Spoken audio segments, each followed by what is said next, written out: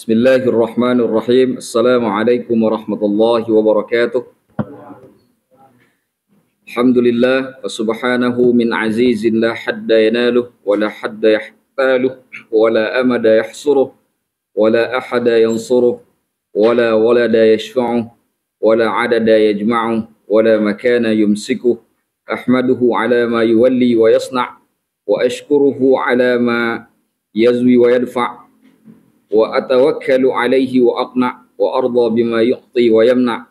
Asyhadu an la ilaha illallah wahdahu la syarika lah syahadata muqinin bitauhidih wa asyhadu anna sayyidana Muhammadan abdihil mustafa wa aminihil mustaba wa ala alihi wa sahbihi mafatihil huda wa sallim tasliman katsira.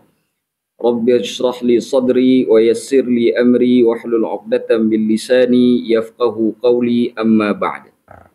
Kita alhamdulillah berkumpul kembali pada malam ini untuk mempelajari lanjutan dari surah Al-Fatihah. Kita sudah sampai di ayat yang keempat, yaitu Maliki Yaumiddin.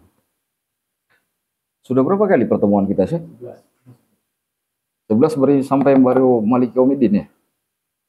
Subhanallah. Semoga ilmunya banyak. Baik. Sebelum kita membahas tentang Maliki Yaumiddin, ada beberapa hal yang ingin saya sampaikan terlebih dahulu supaya nanti ketika kita membacanya menjadi lebih mengerti. Saya tulis ya. Ini boleh tuh, ke situ tuh masih kosong. Dari belakang tuh bisa. Daripada di situ kan nggak kelihatan. Itu masih ada ini. Baik, bismillahirrahmanirrahim. Coba diperhatikan. Maliki Yaumiddin.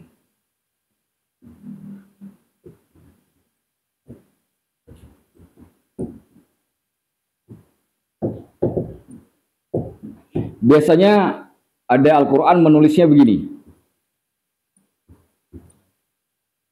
Iya. Nah, ini tanda panjangnya. Asal kalimatnya begini. Tulisannya yang sebenarnya dari sisi penulisan bahasa Arab. Tapi ini juga benar, bukan berarti salah. Karena sudah diberikan harokat panjang. Nah, kita ingin bahas ini yang paling penting. Maliki Yaumiddin. Apa itu Malik itu? Kalau kita kembali ke struktur bahasa Arab, kata Malik itu berasal dari kata malaka. Malaka itu artinya memiliki.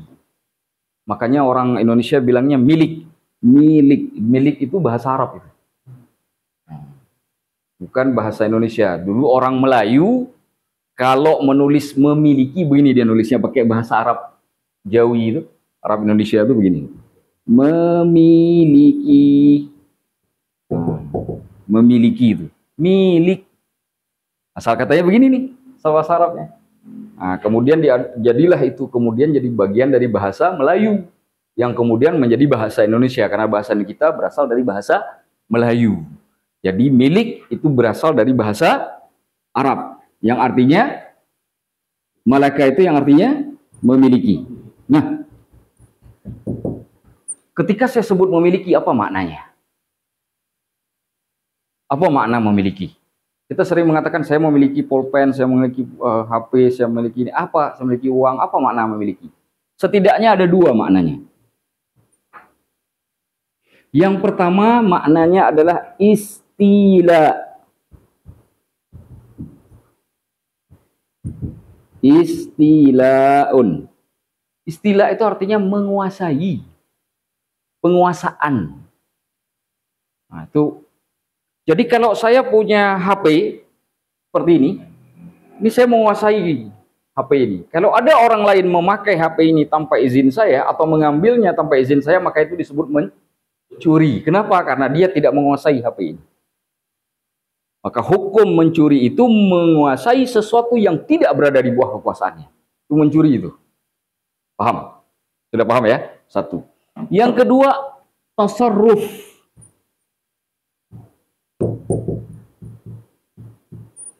Penggunaan sekehendak hati. Itu namanya memiliki. Penggunaan sekehendak hati. Kalau saya punya uang 5.000, terserah saya, mau saya beli ketoprak, mau saya beli Indomie, nggak ada urusan dengan orang lain. Dan saya nggak perlu minta izin, saya nggak perlu datang Pak RT, saya ini ada duit 5.000, saya mau beli Indomie, mohon diizinkan, nggak perlu. Kenapa? Tasarrufnya ada di saya, karena itu barang milik saya. Nah sekarang kita mau buat perbandingan, apa bedanya milik hamba dengan milik Allah? Ya, kan penting nih diketahui dulu. Kepemilikan Allah itu sifatnya mutlak. Mutlak. Pemilikan Allah itu sifatnya mutlak, tidak terbatas. Allah mau ngapain aja, mau saya malam ini mau diambil nyawanya oleh Allah, suka-suka Allah, bebas Allah melakukannya. Kenapa? Karena saya milik sepenuhnya milik Allah. Ini sekarang saya punya duit 2 juta, Allah ambil malam ini duit 2 juta. Caranya bisa apa saja, jatuh di jalan kayak, ya kan? Atau tiba-tiba motor jadi rusak, begitu dibawa ke bengkel habisnya 2 juta, keluar juga tuh duit, hilang kan? Suka-suka Allah. Kenapa? Karena kepemilikan terhadap semua yang ada di atas muka bumi adalah kepemilikan mutlak milik Allah.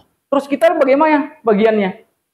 Bagian kita, istilah dan tasarrufnya itu terbatas berdasarkan perintah dan larangan. Dalam bahasa yang lain, penguasaan dan penggunaan kepemilikan yang ada pada kita itu sifatnya majazi, kiasan, bukan hakikat, kiasan. Uang, saya punya uang, saya punya jam, milik saya atau bukan ini? Hakikat atau bukan kepemilikannya? Bukan, karena hakikatnya punya Allah. Dalam bahasa sederhana, semua yang kita miliki ini semuanya dipinjamkan oleh Allah. Maka kalau Allah ambil, jangan marah. Orang yang ngambil yang punya kita itu adalah pemilik sebenarnya. Ini tiba-tiba ada duit jatuh, jangan marah, jangan ngoceh, jangan cerewet. Kenapa? Yang nakdirin supaya duit itu jatuh, pemilik yang sebenarnya. Kita ini dititipin. Maka bahasa kepemilikan kepada Allah sifatnya mutlak, kepada kita terbatas. Kiasi, majazi, kiasan. Kenapa kiasan? Karena terbatas pada perintah dan saya punya uang. Uang saya dalam 1 tahun sudah 150 juta. Boleh saya makan semuanya? Nggak boleh, karena masih ada 2,5% zakat yang wajib saya keluarkan. Yang 2,5% itu kalau saya makan, neraka akibatnya. Kenapa? Karena itu bukan milik saya sebenarnya. Terikat dengan perintah dan larangan. Paham dong arti kepemilikan? Paham ya? Sudah. Saya masuk sedikit ke fikih, biar tidak membingungkan. Tadi, hukum kepemilikan pada manusia sifatnya pada Allah kita kiasan. Nah, dalam ilmu fikih, kepemilikan itu dibagi 2.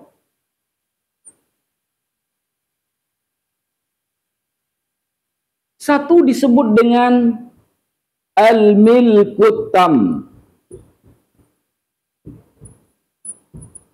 kepemilikan yang sempurna. Yang kedua disebut dengan al-milkul naqis. Al-milkun naqis. Ini, kalau ini bab bahasa dan bab akidah. Ini bab fikih, jangan salah-salah ditandain.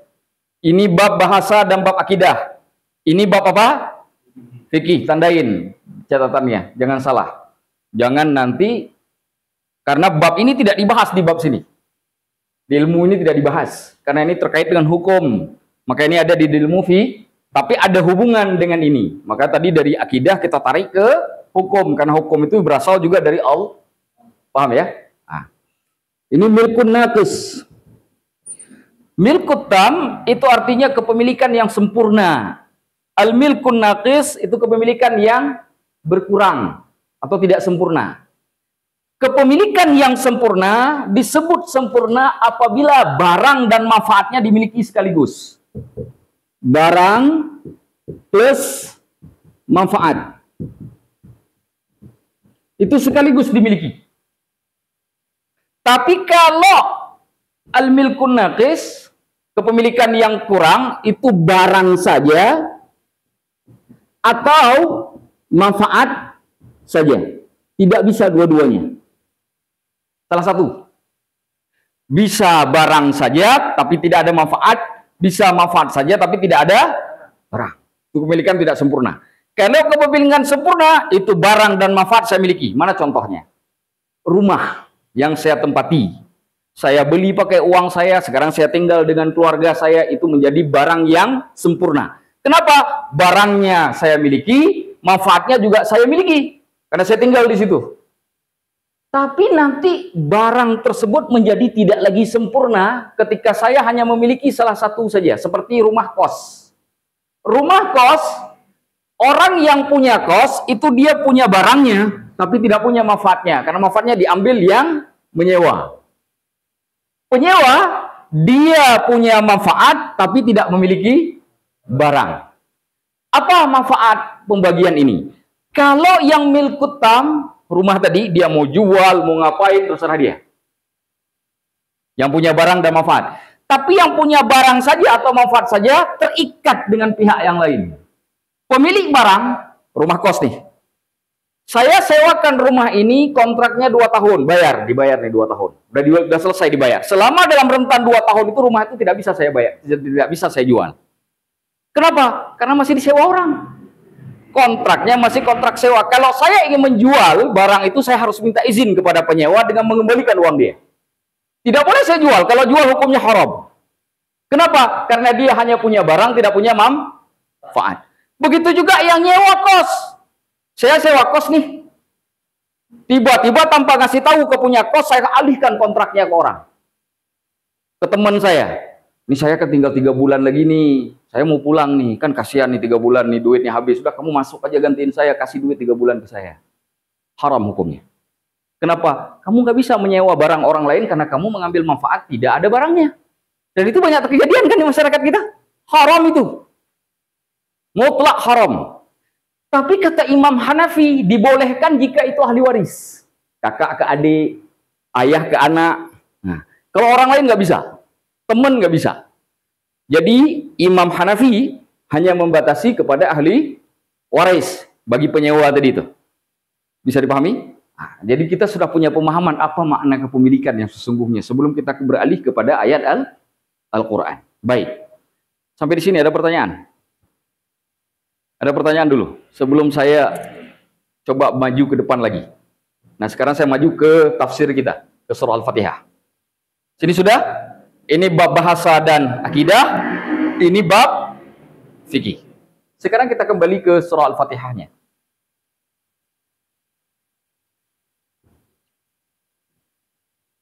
Kata malaka ini, dia bisa dibentuk dengan beberapa bentuk. Saya tulis ya.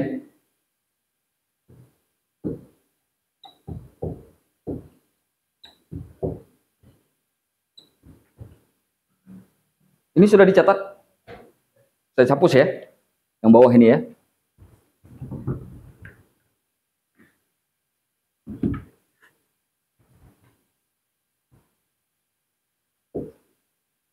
Coba lihat. Sama semua kan? Sama nggak tulisannya? Ya. Tapi kalau dibaca, bisa salah baca, jadi berbeda arti. Saya baca pertama dengan kata malakun.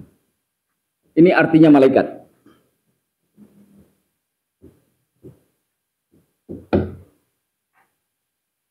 Saya baca lagi dengan milkun. Ini artinya kepemilikan.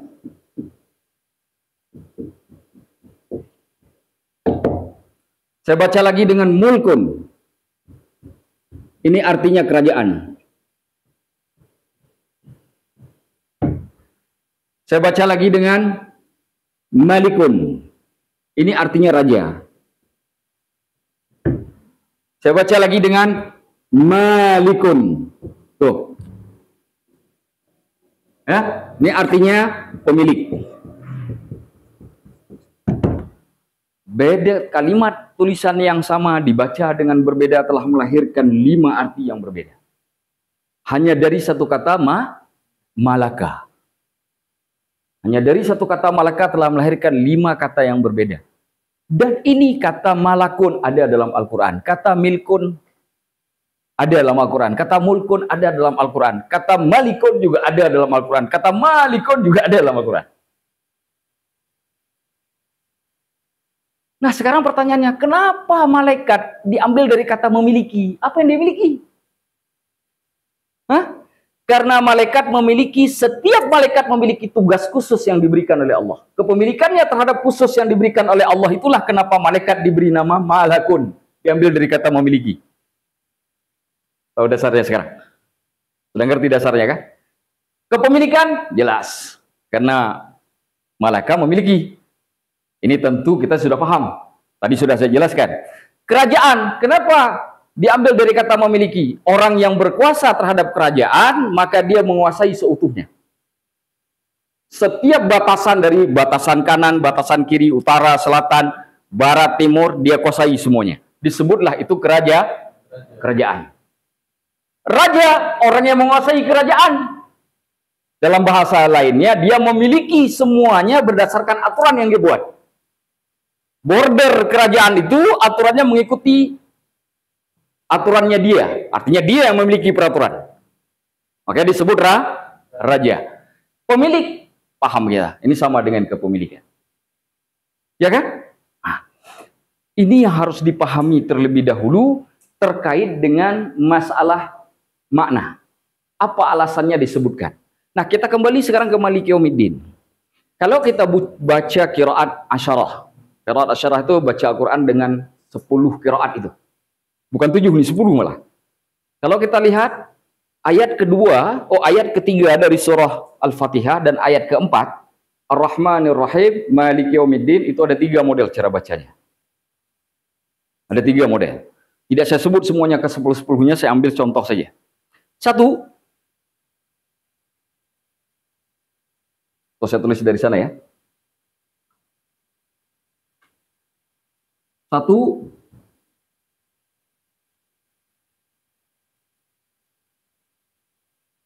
qiraah Asim dan Al-Kisai.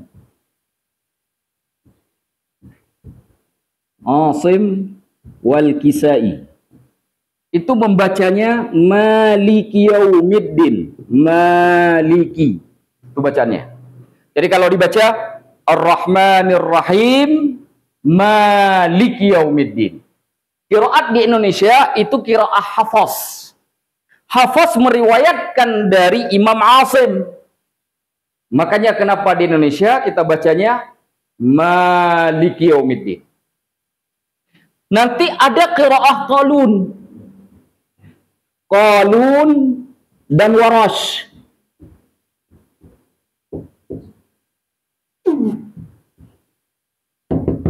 Qalun wa Warash. Bacanya Maliki Yaumiddin. Ma-nya dipendekkan. Ar-Rahmanir Rahim. Maliki Yaumiddin. Dia tidak dipanjangkan. Sekarang dipakai oleh orang-orang dari Maroko, Tunis, Aljazair, itu bacanya begini. Maliki Yaumiddin. Coba baca di YouTube. Begitu sampai di ayat yang keempat, mereka baca Maliki Yaumiddin. Itu biasanya kalau orang Maroko menggunakan Warash. Warash ini orang Mesir asalnya. Beliau meriwayatkan dari Imam Nafi' yang mengambilnya dari Abdullah bin Umar. Hanya saja sekarang ini malah tidak terkenal di Mesir qiraah Warashnya. Malah dipakai oleh orang-orang Afrika Utara. Di Mesir sendiri pakainya qiraah Hafaz seperti kita di Indonesia. Yang riwayatnya ke Imam Asim. Yang ketiga, Imam As-Susi. Qiraah As-Susi. Ini bukan menteri ya. Bukan. Kalau bacaan As-Susi, idgham plus Maliki.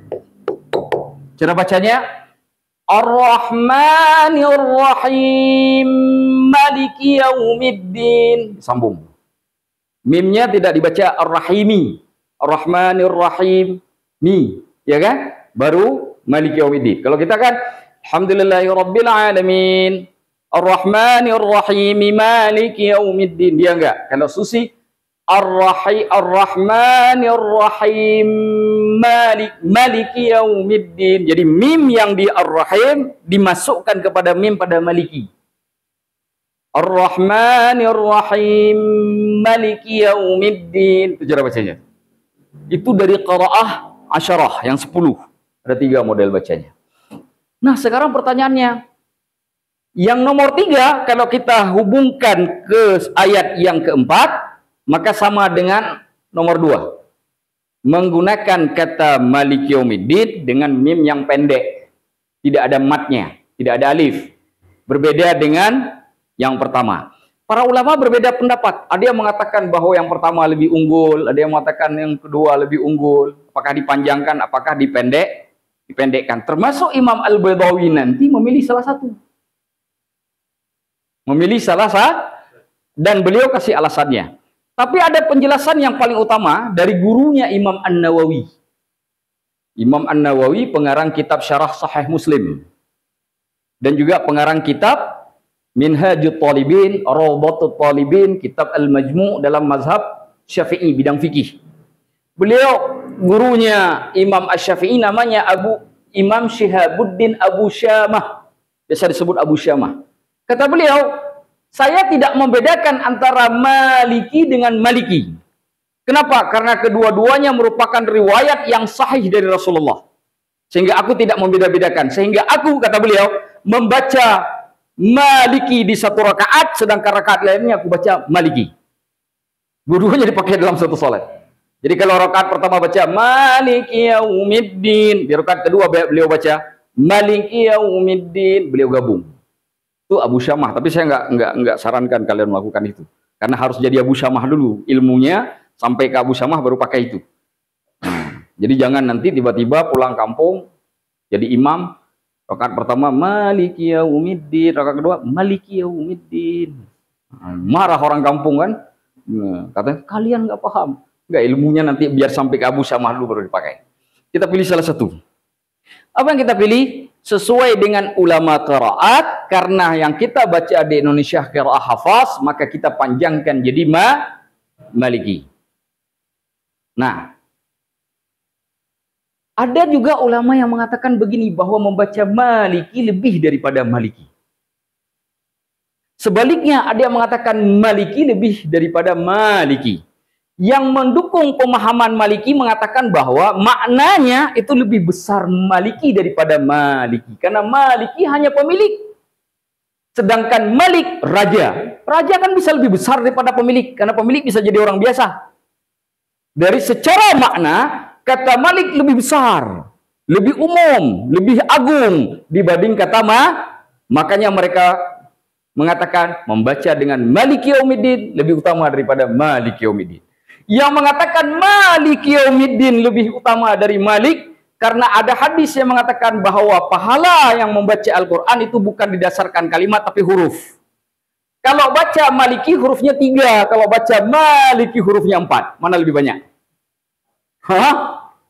4. Sekarang yang mana mau kita pilih? Pilih pendapat pertama, pilih pendapat kedua. Ya kan?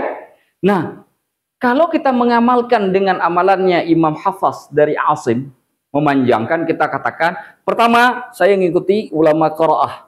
Karena saya menggunakan qiraah Hafaz, maka saya baca Maliki Yaumiddin. Yang kedua, tujuan saya untuk mengejar banyak pahala biar dapat 4 huruf. Bukan 3 huruf, jadi 2 alasannya. Bagi yang menggunakan Maliki yang di sana, yang di Maroko, yang menggunakan waras, mereka mengatakan, saya menggunakan waras. Waras riwayatnya kepada bacaan Maliki Yaumiddin. Dan dari sisi makna, kata Malik lebih agung dari kata Malik. Dua-dua bisa dipakai. Anda mau baca qiraatnya pakai apa? Mau pakai waras kah? Atau mau pakai hafaz?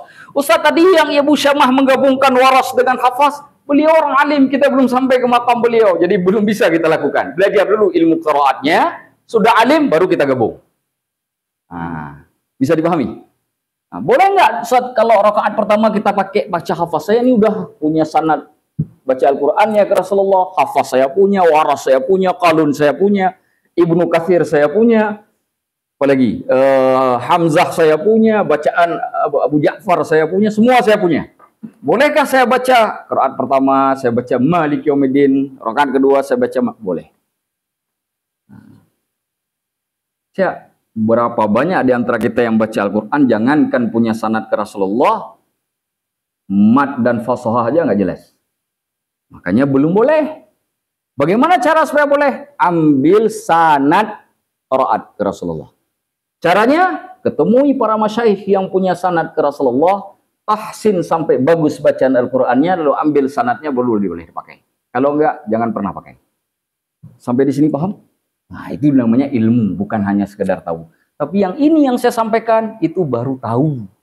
Tapi belum jadi ilmu, karena Al-Quran harus bersanad. Tidak boleh nggak bersanad. Bagi yang tidak punya sanad, ikut yang bersanad. Nah, kita pakai yang hafaz kenapa? Karena Imam Hafaz punya sanad. Ulama-ulama yang menyebarkan Al-Quran di Indonesia punya sanad. Kita ikut mereka. Karena kita sendiri tidak punya sanad. Bisa paham sampai di sini? Alhamdulillah. Ada yang ingin tanyakan, saya persilakan. Kalau tidak, kita membaca tafsirnya sekarang. Ada yang ingin ditanyakan? Atau sudah paham semua? Atau saya yang tanyakan? Baik, kita lanjutkan. Bismillahirrahmanirrahim. Qala al-musannifu rahimahullah, berkata pengarang kitab yaitu Imam Al-Baydawi, semoga Allah merahmati beliau, wa nafa'anallahu bi'ulumihi fid dharain. Semoga Allah memberi manfaat dengan ilmu-ilmu beliau kepada kita dunia dan akhirat. Amin ya rabbal alamin. Maliki yaumiddin, pemilik hari balasan atau yang menguasai hari balasan. Dibaca Maliki, qiraatu Asim wal Kisai wa Ya'qub. Ini adalah qiraatnya Imam Asim, qiraatnya Imam Al-Kisai, dan qiraahnya Imam Ya'qub. Dua di antaranya tadi sudah saya sebut, Asim dan Al-Kisai. Dibacanya Maliki, panjang. Wa ya'buduhu, halaman berapa sih? Ini ada yang lihat wajah saya, nggak lihat ke kitab soalnya. 14 sebelah kiri, baris berapa? Baris pertama, baris pertama, halaman 14 baris paling atas. Habibie ada ini ya? Ada kitabnya? Masih ada lebih kitabnya? Tolong diambil, dibagi semuanya. Ambil semuanya, ya. Masih ada 2 lagi belum dapat.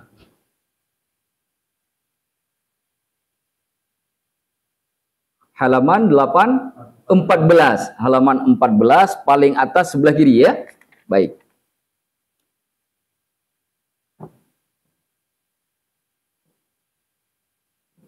Sudah buka halaman 14 ya? Saya ulangi. Qira'atu Asimin wal Kisai wa Ya'qub. Bacaan Asim, Imam Asim, Imam Al-Kisai dan Imam Ya'qub. Wa ya'buduhu, dan dikuatkannya qauluhu ta'ala, oleh firman Allah Ta'ala, yauma la tamliku nafsun li nafsin syai'a. Hari yang tidak ada satu orang pun memiliki apapun untuk orang lain.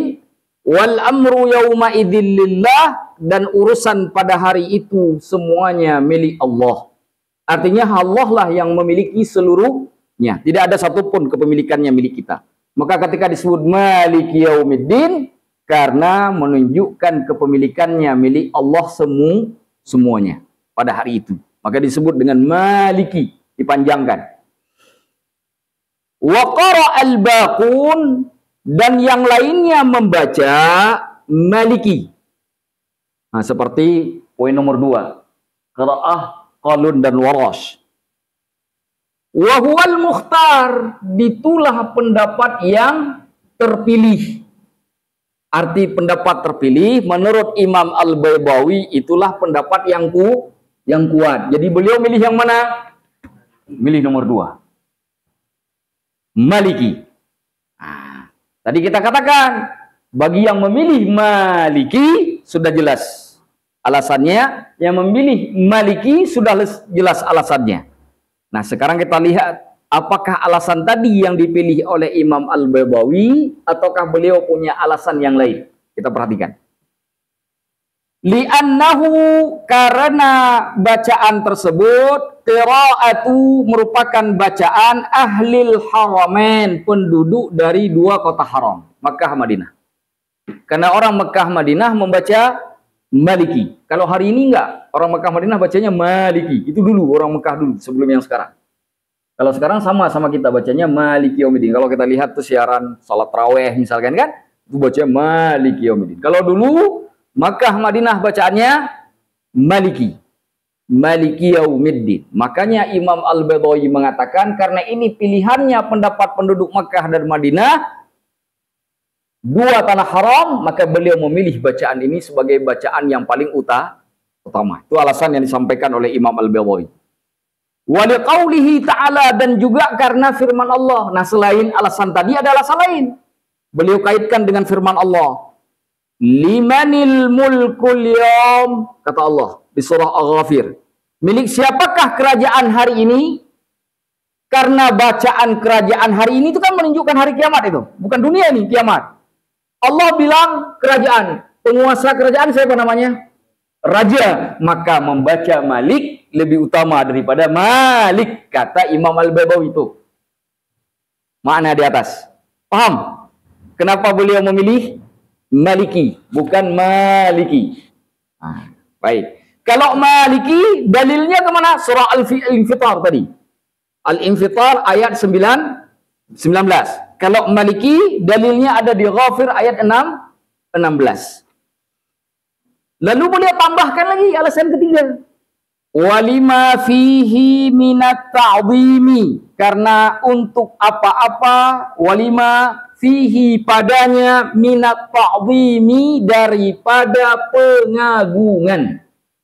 Loh, kenapa ada pengagungan pada Maliki? Tadi saya sampaikan, karena raja secara bahasa lebih agung daripada pemilih. Jadi beliau juga mengungkapkan alasan yang tadi sudah kita sampaikan, yang menjadi alasan ketiga. Alasan pertama, beliau milih Maliki karena itu pilihannya penduduk Haramain. Alasan kedua, karena ayat Al-Quran limanil mulkul yawm. Siapakah kerajaan hari ini? Maka kerajaan hubungannya bukan kepemilikan kepada pemilik, tapi kepada raja. Yang ketiga, karena ada keagungan.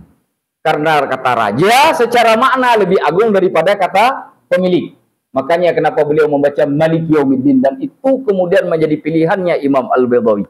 Tanpa mengkecilkan pilihan Maliki, karena tadi itu bagi yang menyari banyak huruf kan bisa jadi utama Maliki. Jadi sekarang alasan baca Maliki kenapa?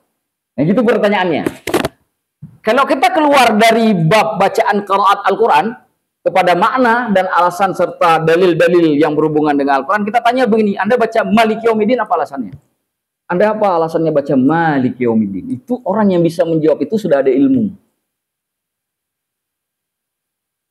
Sudah ada ilmu. Saya baca Maliki Yaumiddin karena Rasulullah mengatakan bahwa Al-Quran itu bukan hitung pahalanya bukan alif lam mim, tapi alimun harfun wa lamun harfun wa mimun harfun. Alif itu satu huruf, lam itu satu huruf, mim itu satu huruf. Hadis Imam Tirmidzi bahwa dalil itu menunjukkan pahala yang dihitung pada Al-Quran bukan kalimat tapi huruf. Nah, kalau saya baca Maliki, saya cuma dapat 3. Kalau saya baca Maliki, saya dapat 4. Mim, alif, lam, kaf. Ya kan? Dapat 4. Kalau satu huruf dapat 10 kebaikan, saya dapat 40. Tapi kalau saya baca Maliki, saya cuma dapat 30. Ada alasannya juga. Jadi sekarang apa alasannya membaca itu? Ini kita keluar dulu dari jalur ulama qiraat. Kita kembali ke ulama tafsir. Ya kan? Nanti baru kita hubungkan ke ulama qiraat. Kita tidak membaca karena kita tabi untuk ulama qiraat karena mereka yang punya sanad. Bisa dipahami? Bicara dari sini kemudian kita dapat ilmunya. Alasannya sudah punya, cara ngamalinnya juga punya alasan kuat. Jadi ilmu. Bisa dipahami sampai di sini? Kita baca lagi.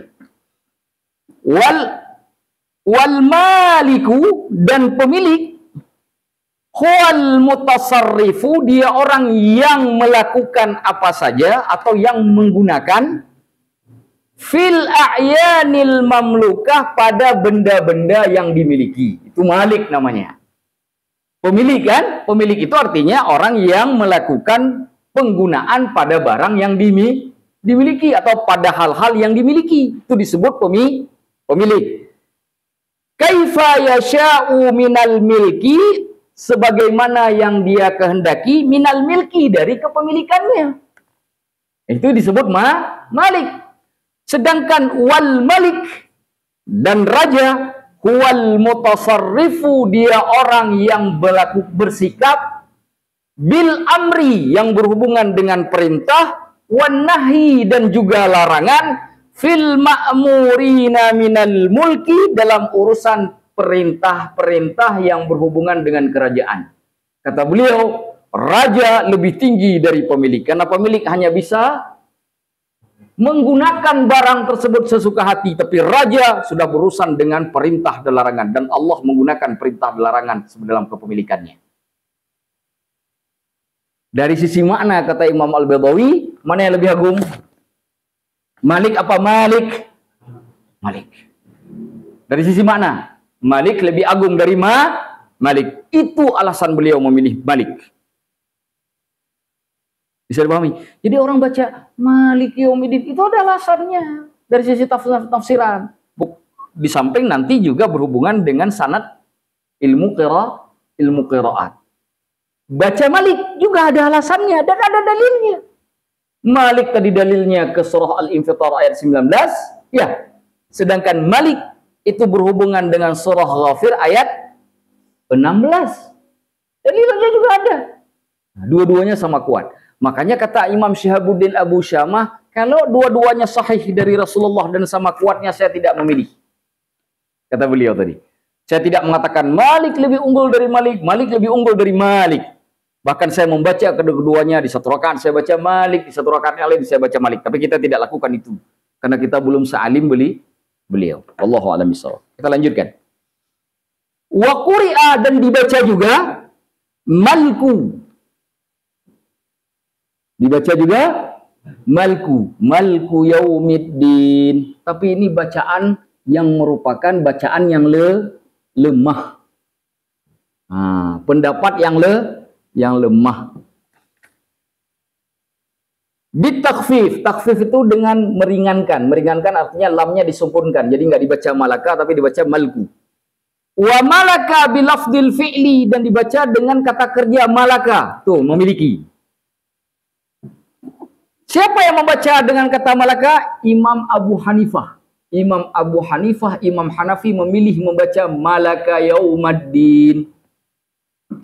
Alhamdulillahi Rabbil Alamin, Ar-Rahmanir Rahim, malaka yaumaddin. Jangan dipakai ya, biar Imam Hanafi saja yang pakai. Karena beliau orang alim, kita bukan. Tapi ini jadi ilmu kita ajarkan. Kenapa beliau pakai malaka yaumaddin? Biar Malik dan Malik dua-duanya masuk. Karena baik Malik maupun Malik itu berasal dari malaka. Ketika beliau baca malaka, dua-duanya masuk nih. Paham? Kenapa Imam Hanafi membaca malaka? Tapi dalam pendapat banyak ulama tafsir, di umum ulama tafsir, jumhur ulama tafsir semuanya, pendapat Imam Hanafi, walaupun ini dianggap benar oleh Imam Hanafi, merupakan pendapat yang lemah. Bisa dipahami? Makanya pakai sirah tamrid, disebut wa quri'a, dan dibaca juga. Sirah tamrid itu apabila kita baca kitab, jika dinukilkan dengan sirah jazam bentuknya aktif, itu menunjukkan pendapat yang kuat. Kalau digunakan kata pasif ketika menjelaskan perbedaan pendapat, disebut dengan sirah tamrid, itu menunjukkan pendapat yang lemah. Setidaknya menurut penulis kitab. Bisa dipahami? Mudah ya? Nggak mudah ya? Ini kayaknya sudah ada yang keluar asap nih. Sudah ada yang keluar asap nih. Biasanya kalau kita dulu kecil-kecil nonton TV, ada film yang keluar bintang-bintang gitu kan. Kayak kejedot jempok tuh keluar bintang-bintang. Subhanallah. Kita lanjutkan. Ada juga yang membaca wa malikan. Dibacanya malikan. Bin nasab dengan fathah alal madhi, sebagai wujud daripada pujian. Kenapa? Aqra'ul hamdalillah, masih ingat kata alhamdu dibaca alhamda? Tujuannya untuk pujian. Aqra'ul hamdalillah, maka sampai dengan malik, karena nggak ada alif lamnya dibaca wa malikan. Nah, kalau ada alif lam dibaca wal malika, karena nggak ada alif lam maka dibaca wa malikan. apa namanya ataf, menjadi kata sambung untuk alhamda. Nah, tapi ini juga pendapat yang ada juga yang membaca wa malikun birraf'i dengan dhammah munawwanan, di mana dhammahnya dhammatain, ada dua dhammah. Nah, ada dua dhammah. Munawwanan itu kenapa? Dhammahnya ada huruf nun, karena ada nun itu kan. Nah, itu juga pendapat yang lemah. Jadi di antara semua pendapat, ada yang baca malku, ada yang baca malikan, ada yang baca malaka, ada yang baca apa lagi? Malikun, ya kan? Itu semuanya pendapat lemah. Yang paling kuat dua, maliki dan maliki. Makanya maliki dan maliki diriwayatkan dalam qiraah sab'ah, yang 7. Sedangkan qiraah sab'ah sepakat para ulama dari timur sampai ke barat, utara, selatan, qiraah mu'tabarah, qiraat yang mu'tabar, tidak ada lagi perbedaan, sudah disahihkan oleh Rasulullah sanadnya bahwa itu boleh dipakai semua. Sedangkan yang tadi tidak ada dalam qiraah sab'ah. Bisa dipahami? Lanjut. Wa mudhafan ala annahu, dan dia sebagai mudhaf ala annahu, atas bahwasanya kata tersebut khabar mubtada mahdhuf, yang mubtadanya telah dihapus. Nah, ini nggak usah saya jelaskan. Ini nanti takutnya bukan lagi bintang keluar. Wa malkun mudhafan birraf'i, wa malku mudhafan birraf'i wan nasabi. Kalau dibaca malku dan malikan itu mudhaf, baik dibaca secara dhammah maupun juga dibaca secara fathah. Nah, apa itu mudhaf, apa itu mudhaf ilaih? Singkat saja saya jelaskan, seperti kata majmu kalau bahasa Indonesia. Mana contoh kata majmu? Kolam satu kata, renang satu kata. Ketika digabungkan kolam renang, itu satu kata apa dua kata? Dua kata, satu makna.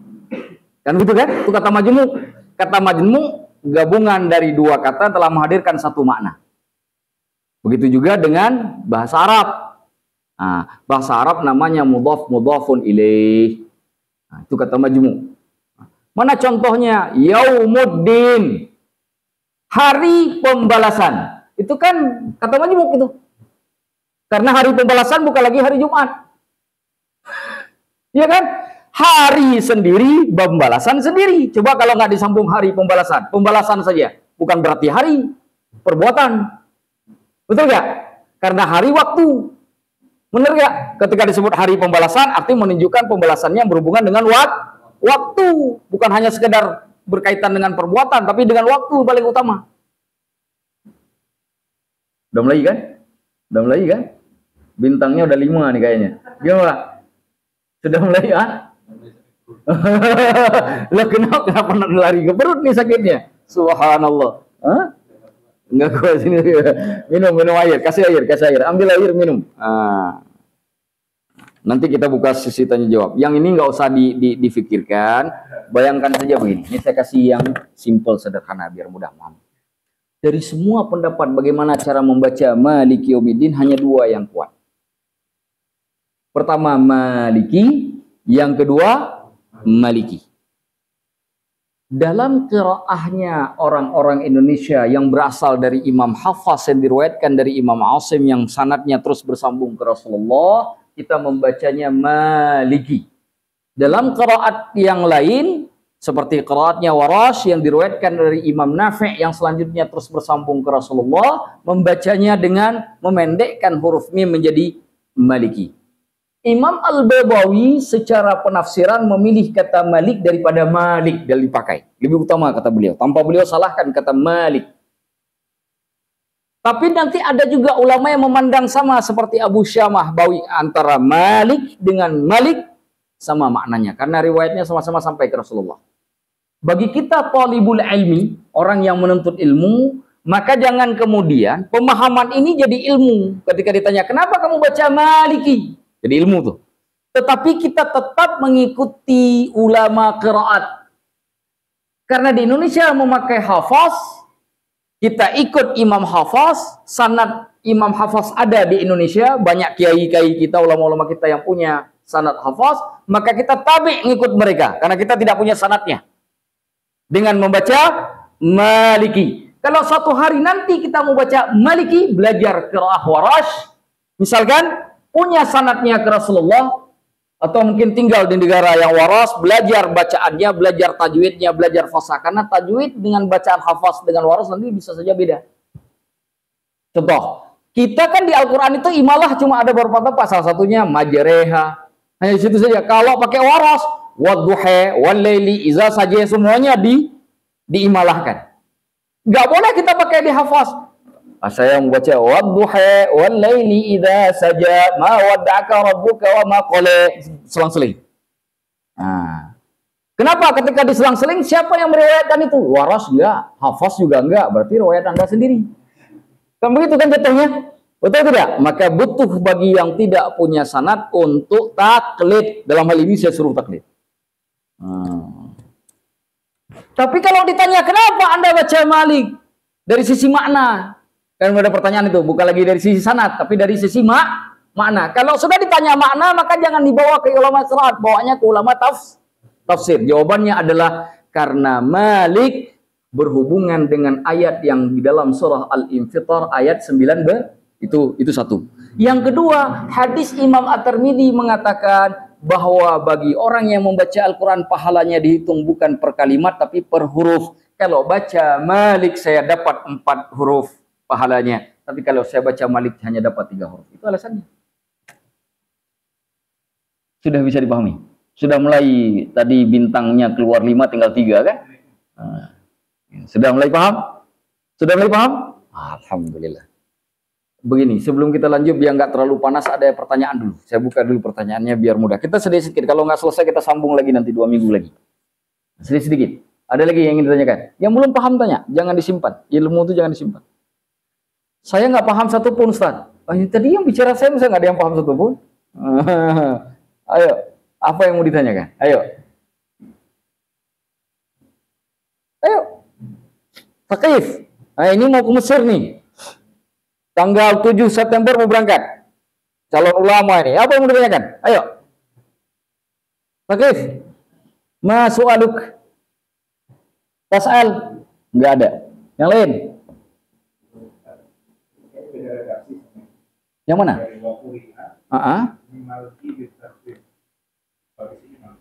Yang mana?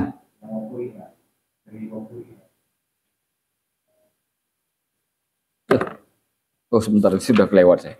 Wa quri'a Malki, sama saya. Bagi yang bacanya Malki itu karena ke Rabbil Alamin tafnya. Jadi tulis Malki karena dari bacaan. Kalau dibaca Malku juga bisa.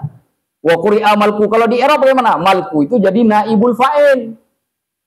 Kalau dibaca Malki, maka itu jadi ataf kepada Rabbi dari sisi penafsiran. Jadi dua-duanya boleh dibaca. Mau baca Malki boleh, baca Malku juga boleh. Dari sisi baca kitab. I'rabnya kalau saya baca wa quri'a Malku bitakfifi. Malku itu menjadi apa?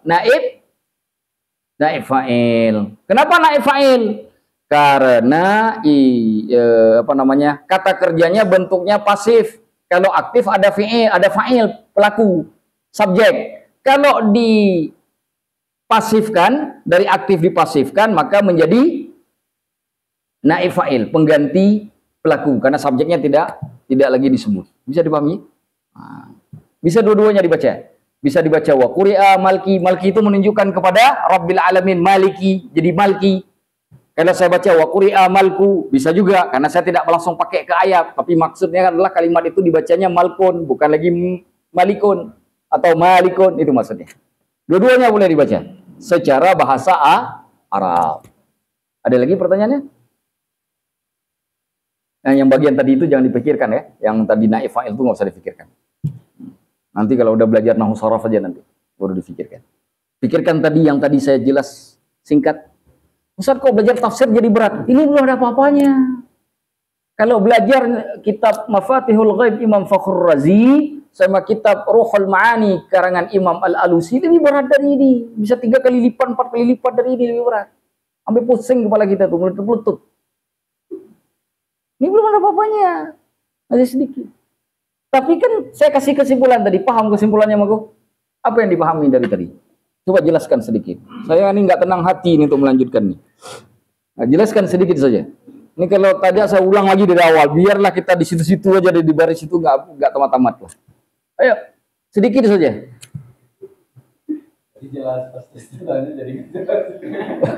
Ayo ulang sedikit yang sudah diingat. Ayo Aris, apa yang sudah diketahui? Jelaskan sedikit. Yang lain jawab, perhatikan. Ayo. Kalau nggak jadi ilmu. Ini saya ragu untuk lanjut di soalnya nih. Ayo sedikit aja. Apa aja yang dipahami? Mau sedikit, nanti kurang kita tambah yang lain atau saya yang tambah. Ayo. Kita membaca apa kemudian ada orang membaca menjadi yang dia maknanya karena membaca Al-Quran itu para mengerjakan itu dari itu. Yang membaca berarti jika yang membaca menjadi mengatakan mengerjakannya Maliki dua pendapat karena dari sisi makna Malik itu raja, Malik pemilik. Pemilikan raja lebih besar raja. Dari sisi bahasa lebih agung. Tuh, tepat itu. Subhanallah. Ada yang menambahkan lagi? Menambahkan? Ayo, siapa yang menambahkan? Angkat tangan. Ayo. Tambahkan. Apa dari yang tidak disebutkan oleh Aris, coba tambahkan. Itu udah mulai dapat itu. Itu sampai mereng begitu pecinya tuh. Ayo, tambahkan sedikit. Lantas yang mana kita pakai? Mau pakai yang Maliki atau pakai Maliki? Kalau untuk kita yang masih mencari itu lebih baik yang Maliki. Kenapa? Soalnya kita masih ke Domi. Kalau itu kan yang Maroko ya yang Maliki. Udah tahu itu. Udah tahu tuh. Kok jadi ketika ditanya jadi kalem? Itu artinya sudah tahu kan? Maknanya sudah dipahami, yang nggak diamalin, yang mana juga sudah dipahami. Yang mana yang dipilih oleh Imam Al-Baydawi? Hah?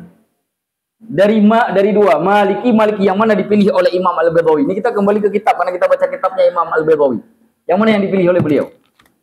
Yang panjang Maliki atau yang pendek Maliki? Kenapa? Satu. Ada tiga loh alasannya. Dua. Tambahin dua. Yang pertama karena raja lebih agung daripada pemilik. Hah? Apa itu waras? Bukan.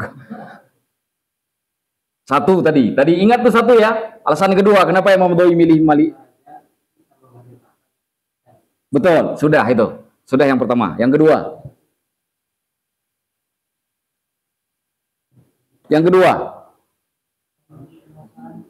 Hah? Apa? Ayo angkat suara, jangan malu-malu. Ilmu la yata'allamu mustahin wala mutakabbirun. Orang yang malu-malu sama orang sombong nggak bisa nuntut ilmu. Ayo angkat suara. Yang kedua.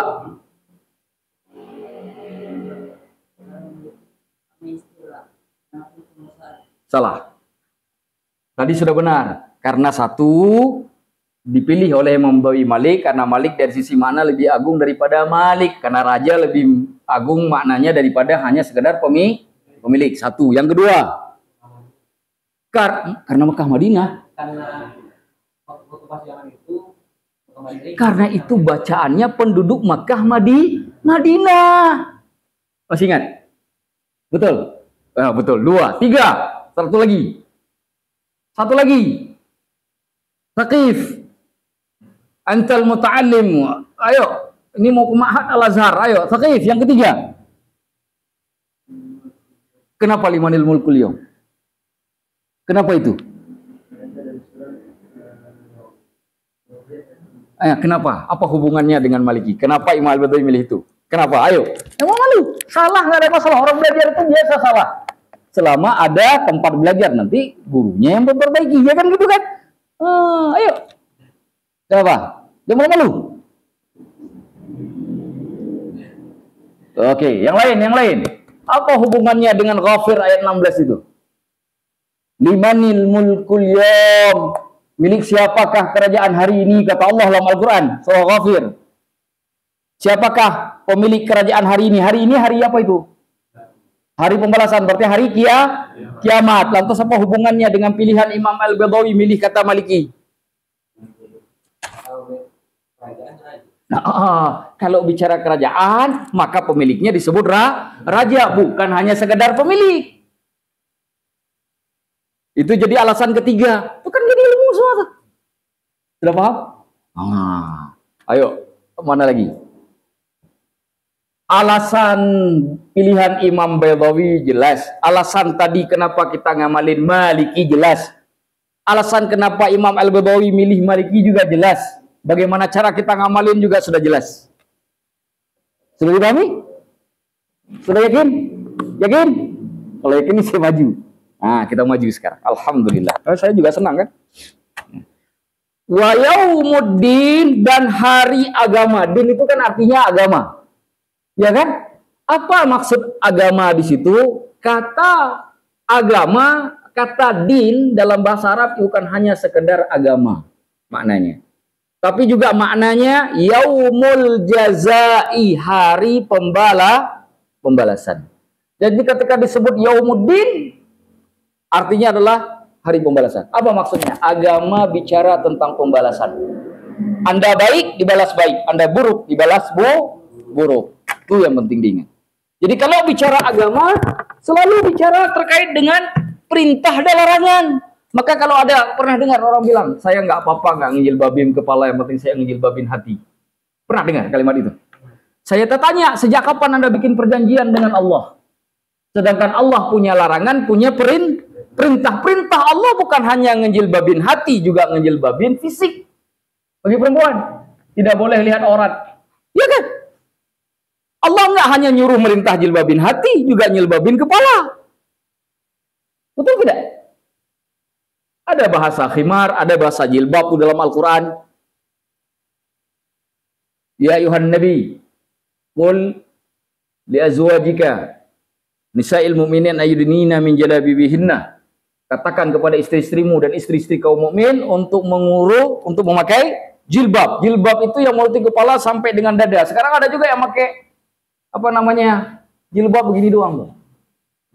Ininya nggak ketutup, padahal jilbab itu nutup ini. Bagi sini nutup. Jadi yang begini ini jilbab bukan? Nah, kalau kata Ustaz Abdul Somad jilbab juga, tapi sakaratul maut. Nah, kata saya. Kita lanjutkan. Nah, yaumuddin yaumun jaza. Jadi ketika kita bicara agama, bayangkan Allah punya perintah, Allah punya larangan. Jangan coba-coba lampaui perintah Allah, jangan coba-coba Anda tidak taat kepada larangan Allah. Kenapa? Karena berhubungan dengan pembalasan. Jadi agama bukan bicara, orang kan bicara agama itu hanya sekedar bicara apa? Rahmatan lil alamin. Tapi lupa bicara tentang pembalasan. Padahal ada pembalasan. Negara dibikin, negara Indonesia. Ada peraturan. Peraturan itu berkaitan dengan reward saja atau hukuman saja? Reward dan hukuman. Dua-duanya disebut balasan. Anda baik dapat reward, Anda jahat dapat hukuman. Begitu kan? Semua begitu. Kalaulah negara ruang lingkupnya yang kecil itu bisa memiliki balasan, apalagi agama yang lebih besar. Jadi kalau benar, dibalas oleh Allah dengan benar. Kalau salah, dibalas oleh Allah dengan hukuman. Wa minhu, kita kembali ke kitab. Dan daripadanya, kama tadinu tudanu. Sebagaimana kamu melakukan, tudanu. Begitulah kamu dibalas. Hadis ini diriwayatkan oleh Imam Al-Baihaqi di dalam kitab Al-Asma' wa Sifat, nama kitabnya. Beliau meriwayatkan, tapi hadisnya ini hadis dhaif, hadis lemah. Akan tetapi maknanya benar. Walaupun hadis ini secara sanad lemah, tapi secara matan benar, secara redaksi hadis. Kenapa? Karena semua yang kita lakukan pasti dibalaskan oleh Allah. Mana dalilnya? Baca Al-Quran. Wa may ya'mal khairai wa may ya'mal syarrai. Sesuai kan? Anda kerjakan kebaikan sedikit apapun Allah balas. Anda akan menyaksikannya nanti di hari kiamat sebagai bentuk balasan. Walaupun kecil perbuatan baik yang Anda lakukan, walaupun cuma mindah duri di tengah jalan. Ada duri di tengah jalan, Anda ambil pindahin ke samping biar tidak ada yang terkena duri tersebut. Allah hitung itu kebaikan, Allah catat itu. Nanti dilihat di hari kiamat. Begitu juga istri masak. Biasa saja masakannya. Sengaja kita bikin di depan istrinya untuk nyakitin hatinya. Apa ini makanannya? Itu juga Allah catat. Itu juga Allah catat. Sengaja untuk menyakiti hatinya. Allah catat juga. Semuanya akan disaksikan. Maka kalimat kama tadinu tudanu, sebagaimana yang kamu lakukan maka kamu dapat balasan. Jadi agama bicara tentang hari pembalasan. Makanya pernah saya ceritakan di sini, kalau supaya kita bisa menjalankan agama dengan baik, maka kan ada dua level nih, level dunia, level akhirat. Dua ini nggak bisa dipisahkan karena Allah berfirman, wabtaghi fima atakallahu daral akhirata wa la tansa nasibaka minad dunya. Silakan engkau cari akhirat yang telah Allah berikan kepadamu. Allah buka jalannya, Allah buka kesempatan untuk engkau dapatkan akhirat. Cari sebenar-benarnya, tapi jangan lupa nasibmu di dunia. Nah sekarang bagaimana? Akhirat disuruh cari, tapi dunia nggak boleh dilupain. Bagaimana cara membuat analogi sederhana supaya kita mudah untuk mengamalinya? Ayat ini. Saya sering mengatakan, jadikan dunia seperti bayangan. Bayangan kalau dia berada di depan, dikejar sampai kapanpun, tidak akan pernah kita dapatkan. Makin kencang kita lari, makin cepat juga bayangan itu lari. Kalau dia masih di depan kita, sampai kapanpun kita tidak akan bisa mengejarnya. Maka dunia jika dikejar sampai kiamat tak akan pernah didapatkan. Berapa banyak yang sudah menggenggam dunia tapi melepas kembali. Namrud, Fir'aun. Siapa hari ini yang sanggup seperti Fir'aun? Gak ada. 9 naga pun tak setengah Fir'aun. Fir'aun sudah mati tidak? Sudah lepas gak dunia dari genggamannya? 9 naga pun juga akan demikian. Apalagi cuma 9 kucing.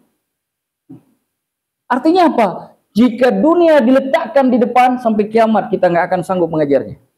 Kita balik. Kita letakkan dunia itu di belakang, seperti bayangan di belakang. Sekencang apapun kita akan berlari, bayangan itu akan mengejar. Ngikut kemanapun kita pergi. Dalam bahasa yang sederhana, kau kejar dunia, akhirat mau melayang. Tapi kau kejar akhirat, duniamu akan selamanya ngikut di belakang.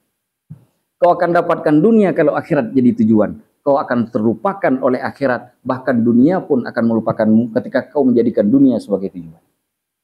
Itulah makna bahasa cari akhirat, jangan lupakan dunia. Karena dunia dijadikan sebagai perantara, bukan tujuan. Dalam bahasa yang lain kata Imam Al-Ghazali dalam kitab Ihya Ulumuddin, ad-dunya mazra'atul akhirah. Dunia ini tempat bercocok tanam untuk akhirat. Yang namanya bercocok tanam ada perihnya, ada lelahnya, ada panasnya. Kadang kaki kita terkena kerikil ketika kita menanam. Lagi kita berada di tempat menanam, datang lintah lalu menggigit kaki kita. Itulah dunia. Tapi tanpa itu kita nggak bisa bercocok tanam. Benar? Benar nggak? Kalau ingin kita seperti di istana tapi padinya tertanamkan, sampai kiamat tak akan pernah bisa. Mau nanam padi harus siap-siap digigit lintah. Mau tani padinya tumbuh harus siap-siap kaki itu hancur. Itulah dunia. Tapi menanam padi bukan sawahnya yang menjadi tujuan, tapi hasil dari panenlah yang menjadi tujuan. Betul? Apa yang dimaksudkan? Bukan dunia yang menjadi tujuan, akhiratlah yang jadi tujuan. Paham? Alhamdulillah. Kita baca lagi. Sudah berapa jam kita sih? Sudah 1 jam, masih dua paragraf ini. Kita masih ada 3 paragraf lagi di depan. Kita akhirkan 1 paragraf lagi ya. Nah, selebihnya nanti insya Allah kita sambung lagi. Wa baitul hamasah, di dalam bait al-hamasah. Al-hamasah itu tentang perjuangan. Disebut bait al-hamasah itu biasanya syair-syair yang berhubungan tentang kepahlawanan di medan perang. Jadi kalau disebut syair al-hamasah atau bait al-hamasah, itu syair yang berhubungan dengan cerita-cerita pahlawan di medan perang. Ada satu syair yang bunyinya begini. Walam yabqa, tidaklah tersisa siwal udwani, selain daripada permusuhan. Ini kalau dalam peperangan kan begitu kan? Ini ada yang tersisa kecuali permusuhan, karena ini peperangan antara dua sisi kan? Nah, apa yang terjadi? Dan nahum kama danu, mereka akan dibalas dengan apa yang mereka lakukan. Anda nebas leher orang, siap-siap ditebas. Betul nggak? Siap membunuh, maka harus siap dibunuh. Itu kan kejadian di medan perang tuh. Nah, kata dana dari dinu tadi, din, balasan. Untuk menjelaskan makna din tadi itu, mana agama. Jadi ketika orang nyebut din, kan sering kita dengar din. Din kamu apa? Kan nanti pertanyaannya di dalam kubur salah satunya wama dinuka. Apa agamamu? Kan gitu kan? Apa itu din? Kita selalu mengatakan agama. Agama itu bukan terjemahan yang tepat untuk din. Karena kata agama itu bahasa Sanskerta. Benar? Sanskerta apa bahasa apa itu? Tidak, agama kacau. Orang beragama tidak kacau. Enggak begitu. Tapi kita bahasa Indonesia nggak punya bahasa lain kan? Itu sisipan dari bahasa lain. Kan bahasa Indonesia asli, betul kan? Maka digabunglah, jadilah agama. Sebenarnya makna din itu bukan agama. Mana din itu yang sebenarnya adalah balasan itu ada dua.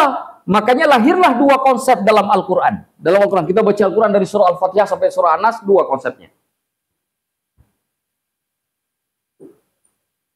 Al-wa'du wal-wa'idu. Wa'du wa wa'id, dua-duanya berasal dari kata wa'ada, yang artinya janji. Al-wa'du janji, al-wa'id juga janji. Al-wa'du janji kebaikan. Akhir dari janji kebaikan apa? Surga. Al-wa'id janji hukuman. Akhir dari janji hukuman apa? Neraka. Baca Al-Quran semua berkaitan dengan janji kebaikan dan janji keburukan. Coba perhatikan. Apa yang dimaksud janji kebaikan? Reward. Apa yang dimaksud dengan janji keburukan? Hukuman. Betul nggak? Innallaha sari'ul hisab. Allah sesungguhnya sangat cepat pembalasannya. Innallaha syadidul iqab. Allah itu sangat kuat hukumannya. Itu al-wa'id. Tapi ketika Allah mengatakan innallaha ghafurur rahim, sesungguhnya Allah itu Maha Pengampun lagi Maha Penyayang. Al-wa'du, janji kebaikan. Supaya tergerak kita untuk minta ampun ke Allah. Saya salah ya Allah, saya minta ampun karena saya tahu engkau punya konsep al-wa'du dalam Al-Qur'an. Ketika kita dengar ayat tentang masalah hari kiamat, innaka jami'un nasi liyaumil la raiba fi. Ya Allah, engkau lah yang mengumpulkan manusia di hari yang tidak ada keraguan padanya. Innallaha la yukhliful mi'ad. Sesungguhnya Allah tidak mengingkari janji. Terbayang ketakutan kita. Karena terbayang oleh kita betapa dahsyatnya hari kiamat itu. Ingat kepada al-wa'id. Aku tidak mau orang yang dihukum oleh Allah. Yang ketika berdiri di hari kiamat saja sudah berpeluh dengan keringat. Kan ada dalam hadis Imam Muslim, keringat kita itu seperti orang mandi, mengalir sampai jauh. Kan itu seperti air mandi kan? Sudah pernah kita ajarkan di sini kan?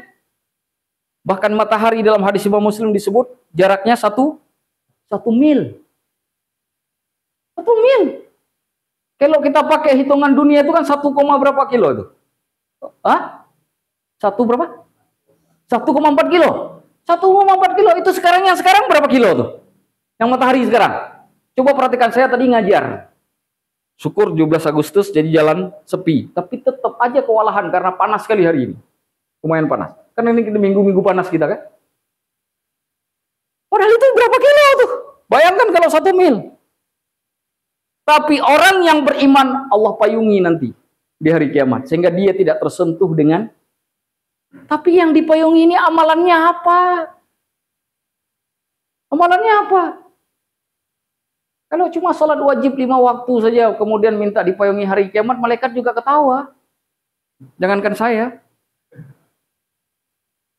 Artinya apa? Nggak masuk akal kan?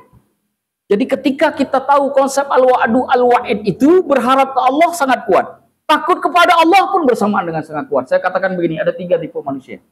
Yang satu sangat cinta kepada Allah. Tapi dia nggak punya rasa takut ke Allah. Cinta saja dia ke Allah. Saking cintanya kepada Allah, setiap kali melakukan kesalahan, dia santai saja karena merasa Allah pasti ngampuni dia. Besok lakuin lagi kesalahannya. Kenapa? Allah pasti ngampuni. Saking cintanya ke Allah. Tapi dia nggak punya rasa takut. Ada orang takut ke Allah, nggak punya rasa cinta, takut aja. Lebih besar takutnya daripada cintanya, kalaupun ada sedikit. Orang yang takut ini setiap ngamalin sesuatu takut ini nanti Allah marah, sehingga nggak pernah ngelakuin apa-apa.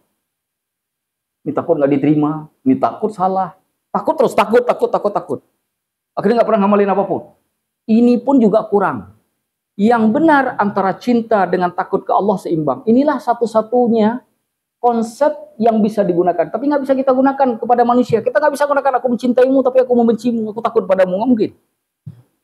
Tapi pada Allah wajib. Konsep cinta, konsep takut kepada Allah wajib. Cinta kita kemana? Al-wa'du. Takut kita kemana? Al-wa'id. Ketika kita sholat, cinta bahwa ini akan menghadirkan rahmat. Ketika kita sholat, ya Alhamdulillah ya Allah, aku takut betul sholatku ini nggak kau terima. Walaupun syarat dan rukunnya sudah sempurna. Jadi cinta dan takut harus seimbang. Yang harus dimiliki oleh seorang hamba kepada Allah. Konsep ini. Al-wa'du baca Al-Quran dari surah An-Nas, surah Al-Fatihah sampai dengan surah An-Nas. Semua kuah konsep itu. Nggak ada yang lain. Al-wa'du, al-wa'id. Itu aja dua konsepnya. Ayat tadi, wa may ya'mal, jadikan itu sebagai penyemangat. Setiap melakukan kejahatan, orang nggak ngelihat, tapi Allah jadikan itu sebagai motivasi. Kita lanjutkan. Adhafa ismul fa'il, ditambahkan isim fa'ilnya ila dharaf, kepada kata keterangan. Kata keterangan itu ada dua, dharaf makan, dharaf zaman, keterangan tempat, keterangan waktu. Saya jelaskan lebih jauh. Ijra'an lahu majral maf'ul bih, sebagai bentuk makna yang sama dengan maf'ul bih. Maf'ul bih itu objek. Alal ittisa'i, secara luas. Kaqaulihim ya sariqun laylata ahlad dar. Seperti mengatakan ya sariqun, ya sariqu, wahai pencuri, al-laylata, pada malam hari ini, ahlad dari. Al-laylah itu menunjukkan dharaf. Nah, jadi seperti kita disebut misalkan Malik, itu kan Malik kan isim fa'il kan, kata pelaku. Yauma maliki yaumiddin. Kan begitu kan? Tapi nanti ada pendapat yang mengatakan maliki malaka yaumaddin. Kenapa dibaca yaumaddin? Sebagai keterangan keterangan waktu. Hari kan waktu kan? Nah, seperti al-lailata. Nggak boleh baca al-lailatu karena menunjukkan. Saya mengatakan gini. Akaltul lailata. Saya makan malam ini. Bukan malam kemarin, bukan malam besok. Itu kalau saya sebut dengan al-lailata. Tapi kalau saya katakan akaltu al-lailatu, itu bisa lain maknanya. Karena bahasa lainnya al-lailatu akaltu. Saya makan hanya di malam hari, siang hari saya nggak makan.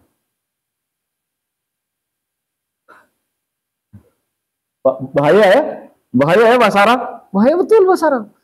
Saya nonton sebuah video, perbedaan baris dhammah dan baris fathah itu pernah menyebabkan seorang khawarij lepas dari pembunuhan seorang khalifah.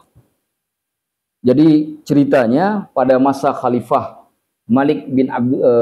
Marwan bin Abdul Malik. Abdul Malik bin Marwan itu kemudian seorang khalifah pada masa Bani Umayyah. Itu mendengar ada seorang khawarij yang mengatakan ada khalifah lain selain beliau. Dulu kan kalau ada orang ngakuin khalifah lain selain beliau sebagai khalifah yang berkuasa kan disebut buhat. Buhat itu pengkhianat. Ya kan? Apalagi khawarij, bisa dihukum mati itu sama khalifah itu.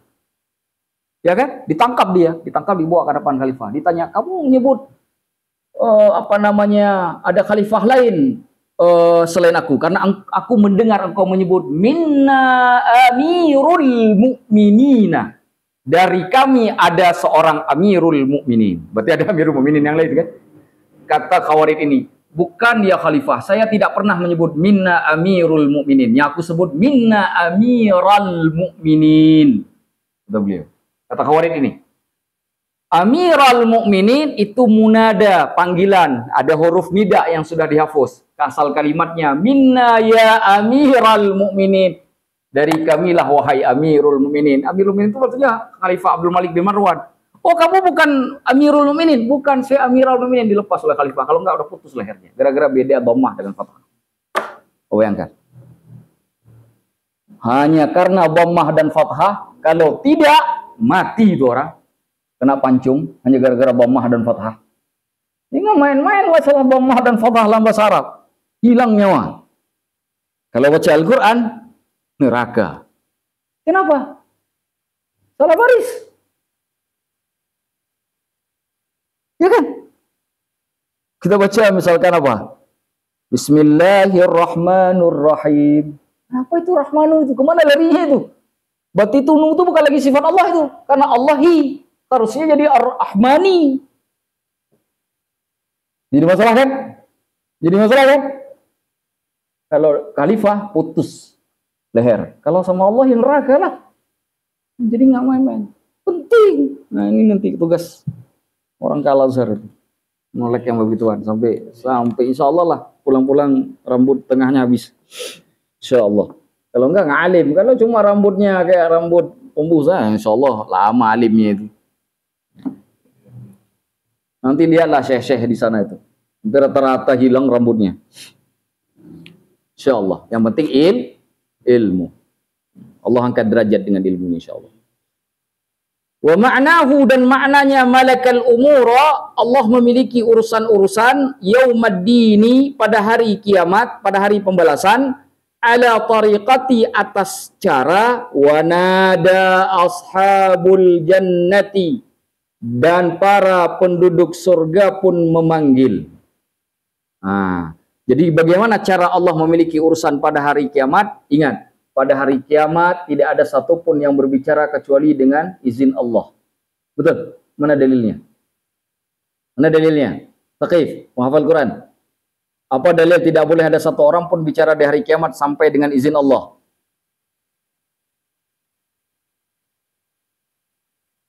Surah An-Naba ayat terakhir.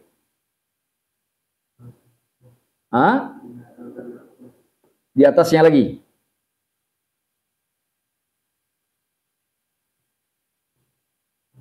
Jazaa'an min rabbika ata'an hisaba. Terus.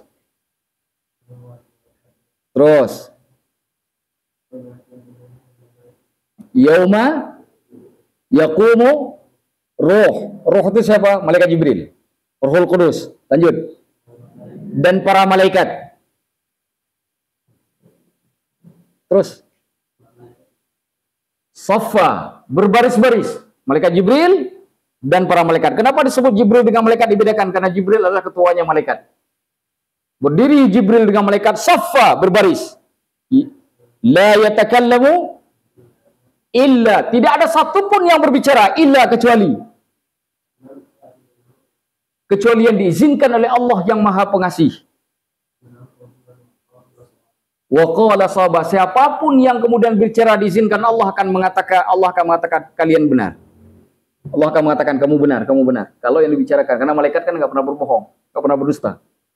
Setiap kalimat malaikat mengatakan, ini kucatat ya Allah dulu begini. Subuh, kunaikkan amalan ke langit, tidur. Kuturunkan masih tidur juga. Kata Allah apa? Wa qala sawaba. Benar hai kamu malaikat, karena kamu tidak berdusta. Ayatnya itu. Nggak ada orang bicara di hari kiamat itu tanpa izin Allah. Kalau malaikat saja nggak berani bicara tanpa izin Allah, ini kita siapa? Jangankan Nabi, anak RT aja bukan. Tuh hati-hati itu dengan Allah. Hati-hati. Jangan main-main. Jangan main-main. Yang sudah main-main, cukup main-main. Berhenti main-main. Sudah cukup lah. Umur udah 30 tahun, 35 tahun, masa main-main terus. Mau sampai kapan main-main? Saya baru 17. Yang 17 apa lagi? Besok 18 mati engkau nggak cepat tobat. Berhenti main-main. Berhenti main-main. Ayo.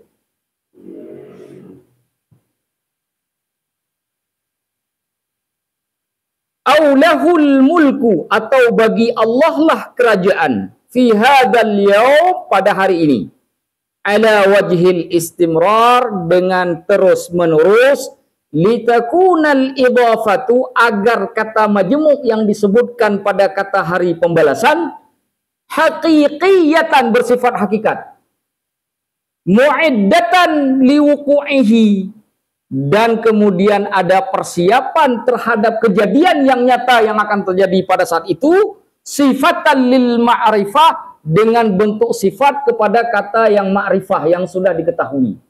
Mana kalau disebut yom saja maka itu nakirah. Ya kan? Udah pernah kita bicarakan ma'rifah nakirah sini kan? Sudah pernah? Ma'rifah sudah diketahui, nakirah belum diketahui, sifatnya masih umum. Kalau ma'rifah sifatnya sudah khusus. Betul. Kalau saya katakan al-qalamu, nah itu ma'rifah sudah diketahui ini pulpennya. Tapi kalau saya katakan qalamun, nggak tahu pulpennya mana. Tak pulpen itu, tak pulpen itu, tak pulpen itu.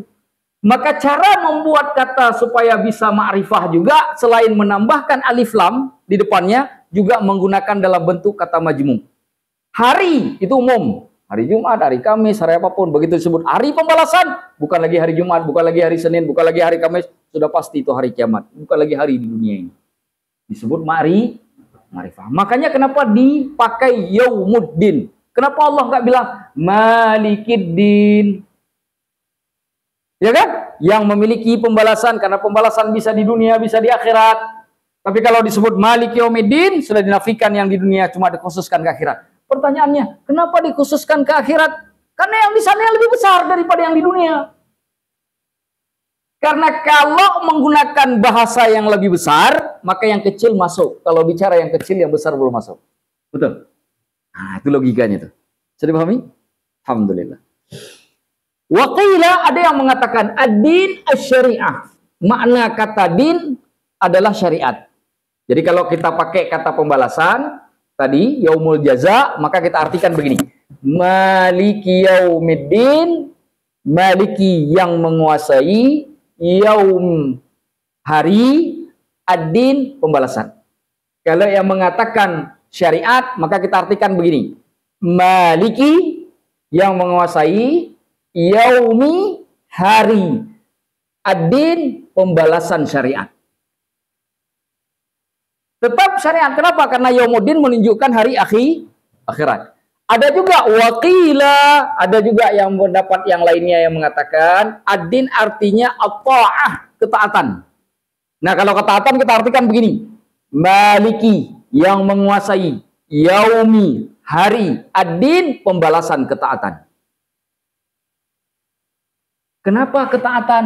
Karena ketaatan lebih utama daripada kejahatan. Mengutamakan sesuatu yang lebih baik itu lebih didahulukan daripada yang buruk. Tetapi pendapat yang mengatakan ad-din itu artinya syariat dan taat itu pendapat yang lemah. Yang paling kuat apa? Pembalasan, jaza. Makanya kalau buka terjemahan Kementerian Agama semuanya pembalasan, nggak ada yang lainnya. Ya kan? Pembalasan saja. Baik. Wal makna, dan maknanya adalah yaumu jazaiddin, hari pembalasan syariat atau hari pembalasan ketaatan. Itu menggunakan makna yang kedua dan ketiga. Wallahu a'lamu bishawab. Saya kira sudah cukup. Sudah 1 jam berapa saya? Nah, 1 jam 20 menit. Jangan sampai meledak kepalanya. Sudah cukup saya kira 3 alinea. Namun sebelum saya tutup, saya ingin berikan kesimpulan. Supaya apa yang kita pelajari ini jadi ilmu. 1. Kata Maliki Yaumiddin yang ada pada ayat keempat dari surah Al-Fatihah itu berasal dari kata malaka yang artinya memilih. Kenapa disebut kata memiliki? Ada 2 maknanya. Memiliki itu bisa artinya menguasai, bisa juga artinya mempergunakannya sesuka hati. Atau menggunakan atau mempergunakan. Penguasaan dan mempergunakan itu artinya yang tercakup di dalam kata kepemilikan. Hanya saja bedanya pada Allah kepemilikan itu mutlak, pada manusia sifatnya kiasan. Karena hakikatnya yang benar-benar memiliki adalah Allah. Kita hanya kiasan saja. 1. Yang kedua, para ulama banyak pendapat terkait bagaimana cara membaca Maliki. Dari semua pendapat itu yang paling kuat cuma 2. 1 dengan memanjangkan huruf mim dengan membaca Maliki. Yang kedua dengan memendekkan huruf mim dengan membaca Maliki. Bagi yang berpendapat Maliki, alasan yang pertama karena dihubungkan dengan surah Al-Infitar ayat 19 yang menyebutkan bahwa pada hari kiamat la tamliku nafsun li nafsin syai'an wal amru yawma idzin lillah. Tidak ada satupun yang memiliki apapun untuk jiwa yang lain. Anak tidak bisa bantu orang ayahnya, ayah tidak bisa bantu anak, semua nggak bisa bantu. Kalau bantuan tersebut tidak terikat pada aturan Allah. Kenapa? Wal amru yawma idzin lillah. Ustaz, tapi Nabi Muhammad kok bisa ngasih syafaat? Karena aturannya sudah Allah buat. Al-Quran kok bisa ngasih syafaat? Karena Al-Quran aturannya sudah Allah buat. Yang di luar aturan Allah gak ada satupun yang bisa ngasih yang syafaat. Orang tua tiba-tiba mau bela anaknya di hari kiamat, tidak akan bisa. Karena urusan hari itu tidak ada satupun yang memiliki, hanya Allah lah pemilik sesungguhnya. Makanya dibaca Maliki. Yang kedua, karena berdasarkan hadis Imam At-Tirmidzi bahwa membaca Al-Quran itu pahalanya didasarkan pada huruf. Kalau membaca Maliki 4 huruf yang kita dapatkan. Kalau 1 huruf 10 kebaikan, apabila 4 huruf menjadi 40 kebaikan. Bagi ulama yang kemudian mengatakan membaca Maliki lebih utama daripada Maliki, dan ini menjadi pilihannya Imam Al-Baydawi dalam kitabnya Anwarut Tanzil wa Asrarut Ta'wil atau yang dikenal dengan Tafsir Al-Baydawi, beliau kemukakan 3 alasan. 1, ini bacaannya Ahlul Haramain, penduduk kota Mekah dan kota Madinah. Maka tentu karena ini bacaan penduduk 2 kota suci, maka lebih utama daripada penduduk kota lain. Ini kata Imam Al-Baydawi. 1. Yang kedua, karena ada ayat di dalam Al-Quran pada surah Ghafir ayat 16 ketika Allah berkata, Allah berfirman sambil menanyakan, limanil mulkul yawm. Hari ini nih, hari kiamat nih, siapa kerajaan yang punya? Siapa pemilik sesungguhnya? Maka jawaban yang paling logis untuk kata kerajaan adalah raja. Dengan mengatakan, pemilik kerajaan itu adalah raja, maka menggunakan kata malik lebih utama dari malik. Karena malik artinya raja, sedangkan malik artinya hanya pemilik. 2. Yang ketiga kata beliau, dari sisi makna kata raja itu lebih utama, lebih agung daripada kata malik yang hanya sekedar pemilik. Sehingga beliau mengatakan bahwa membaca dengan maliki lebih utama daripada maliki. Itu kata Imam Al-Baydawi. Yang mana kita pilih? Karena kita belum sampai derajahnya ulama. Walaupun tadi sudah jadi ilmu, dalam prakteknya ini dua-duanya sama kuat nih. Karena dua-duanya punya dalil dari Al-Quran. Dua-duanya juga punya alasan yang kuat secara akli. Maka kita katakan, dalam cara kita beramal, kita ngikut ulama qiraah, bukan hanya ulama tafsir. Secara makna kita ikut ulama tafsir, tapi secara pengamalan kita ikut ulama qiraah. Sekarang di Indonesia qiraatnya qiraat apa? Qiraah hafaz dari Imam Al-Asim. Imam Asim membacanya apa? Maliki yaumiddin. Maka kita pun membaca Maliki yaumiddin karena sanad Al-Quran ke Rasulullah di Indonesia dari Imam Asim. Sudah 2. Yang ketiga, kata Maliki yaumiddin. Kata yaumiddin kenapa dibentuk dalam bentuk kata majmu'? Hari pembalasan. Kenapa Allah nggak nyebut hari saja atau kiamat langsung, atau misalkan nyebut pemilik kiamat? Kenapa disebut pembalasan? Kenapa harus diletakkan dengan hari pembalasan? 1, maknanya menunjukkan kepada pembalasan yang bersifat waktu. Hidup ini kan berhubungan dengan waktu, bukan hanya tempat. Bahkan waktu lebih utama daripada tempat, betul tidak? Betul tidak? Bahkan ketika kita lahir itu terikat dengan waktu apa dengan tempat saja? Yang paling utama kan dengan waktu. Orang nggak tanya lahirnya di rumah sakit apa, kapan lahirnya? Rumah sakit bisa apa saja. Mau rumah sakit ini ke rumah sakit itu, atau kalau di kampung malah bukan rumah sakit, malah bidan kampung. Datang ke rumah bidan kampung itu. Ya kan? Lebih utama dengan waktu. Kenapa? Makanya karena lebih utama waktu, tidak disebut tempat, maka digunakan kata hari. Karena hari adalah kata kerangan waktu yang menunjukkan satu hal dalam makna yang lain, bahwa kehidupan kita punya batasannya dan akan datang waktu di mana Allah akan membalas semuanya. Yang kedua, kenapa Allah menggunakan kata din? Menunjukkan agama bukan hanya bicara masalah hati saja. Tapi bicara secara global yang berhubungan dengan syariat yang di dalamnya ada kandungan perintah, di dalamnya juga ada kandungan larangan. Bagi yang ikut perintah, dia akan dapat al-wa'du dalam konsep Al-Quran. Janji kebahagiaan, janji kebaikan, janji kenikmatan. Yang berakhirnya janji tersebut ketika orang-orang masuk ke dalam surga. Yang kedua, jika dia melakukan kejahatan, dia melakukan kesalahan, dan melakukan apa yang Allah larang, maka dia akan menemui konsep al-wa'id yang ada dalam Al-Quran. Janji hukuman, janji penghinaan, janji siksaan, yang akhirnya akan berada di nerakanya Allah. Nah, sekarang tinggal kita memilih yang mana. Dengan membaca Maliki Yaumiddin ketika kita sholat tuh. Ketika sampai di ayat keempat di dalam sholat, ketika kita membaca Maliki Yaumiddin, maka terbayang di otak kita tuh, tidak lagi kita bayang yang lain. Apakah hari ini hidupku sudah pantas dibalas dengan yang baik oleh Allah, ataukah sebaliknya? Itu yang harus kita bayangkan di dalam sholat. Setiap kali kita membaca Maliki Yaumiddin. Kenapa? Teringat dengan kata Malik, bahwa Allah lah pemilik sesungguhnya. Allah kuasa untuk membalas yang baik, dan Allah juga kuasa membalas yang buruk. Kita yang menentukan, apakah kita ingin dibalas dengan yang baik, ataukah kita ingin dibalas dengan buruk. Wallahu a'lamu bissawab. Itu kesimpulan, insya Allah sudah mewakili apa yang sudah kita baca dan kita jelaskan dari tadi. Nah, tapi saya buka sedikit sesi jika ada ingin bertanya satu atau dua pertanyaan jika tidak jelas. Jika tidak ada, saya akhiri sampai di sini.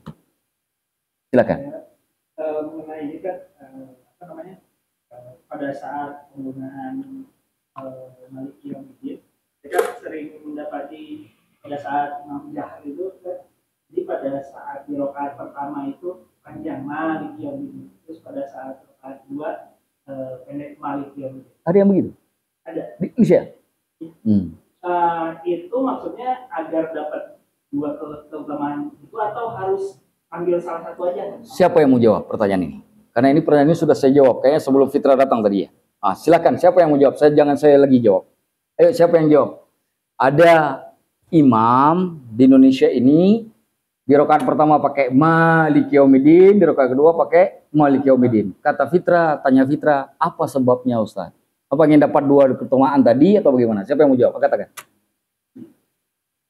Enggak, dua-duanya. Jadi imam sholat, itu di rakaat pertama baca Maliki Yaumiddin, di rakaat kedua dibaca Maliki Yaumiddin. Apa sebabnya imam tersebut melakukan hal tersebut? Tadi saya sudah beri jawabannya. Siapa yang mau jawab? Angkat tangan. Itu jangan malu. Biar Fitra juga tahu. Tadi sudah saya jelaskan kan?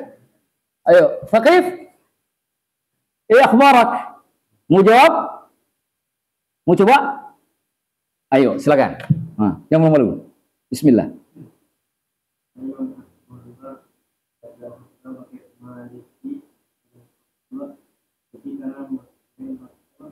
Pengen baca dari Malaka. Karena berasal dari Malaka. Oke, sudah ketemu, tapi ingin lebih spesifik. Yang ingin nambah? Sudah benar. Yang ingin lebih spesifik? Biar lebih penjelasannya lebih luar. Ayo. Silakan. Yang mau lu, Fitra dengar, udah nanya. Tadi kalau tadi itu alasan kenapa dia pakai dulu itu karena dulunya suami. Oke, satu. Udah itu aja. Sudah itu aja. Kita gabung dengan apa yang Thaqif katakan tadi. Pertama, kata Imam Syihabuddin Abu Syamah, gurunya Imam An-Nawawi. Beliau tidak sependapat dengan ulama yang mengatakan Maliki lebih utama dari Maliki, juga tidak sependapat dengan ulama yang mengatakan Maliki lebih utama dari Imam Maliki. Karena dua-duanya sahih ke Rasulullah.